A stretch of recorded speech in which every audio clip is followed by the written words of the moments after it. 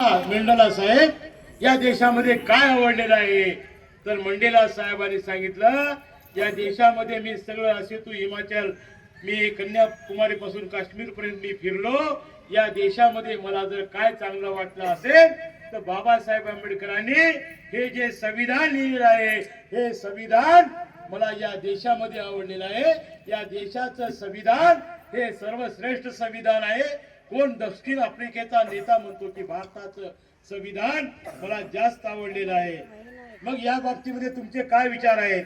Nelson मंडेला म्हणतो या बाबतीमध्ये माझे हे विचार आहे की जेव्हा केव्हा मी माझ्या मायभूमीला जाईन माझ्या दक्षिण आफ्रिकेमध्ये जाईल तिथं तर संविधानाचं राज्य नाही तिथं हुकुमशाही आहे आणि जेव्हा मी दक्षिण आफ्रिकेमध्ये जाईल तर या संविधानाची मी झेरॉक्स कॉपी करेन आणि ती त्या देशामध्ये लागू करून मी माझ्या दक्षिण आफ्रिकेमध्ये सुद्धा लोकशाही व्यवस्था आणि त्याचा आदर्श भारतीय संविधान असेल।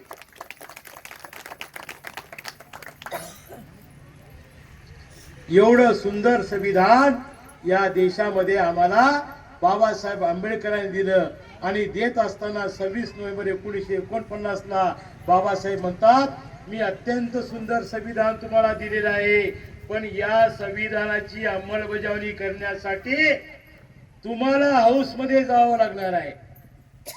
याची अंमलबजावणी कुठे होते भंडारीकर साहेब? हाऊस मध्ये, संसदेमध्ये, लोकसभेमध्ये, राज्यसभेमध्ये, विधानसभेमध्ये, विधान परिषदेमध्ये याची अंमलबजावणी होते। एवढं सुंदर संविधान, समतावादी संविधान आणि याची अंमलबजावणी करण्यासाठी तुम्ही जर हाऊस मध्ये म्हणजे सभागृहामध्ये नाही गेले तर हे चांगलं संविधान असून सुद्धा कुचकामी ठरेल, कुचकामी ठरेल।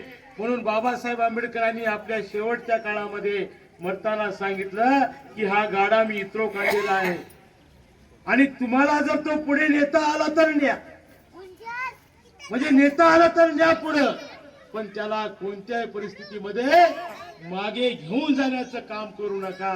हे संविधान निर्मात्याची अपेक्षा आहे आणि मग या संविधानाची अंमलबजावणी या देशामध्ये जर करायची असेल तर आम्हाला हाऊस मध्ये जावं लागेल। हाऊस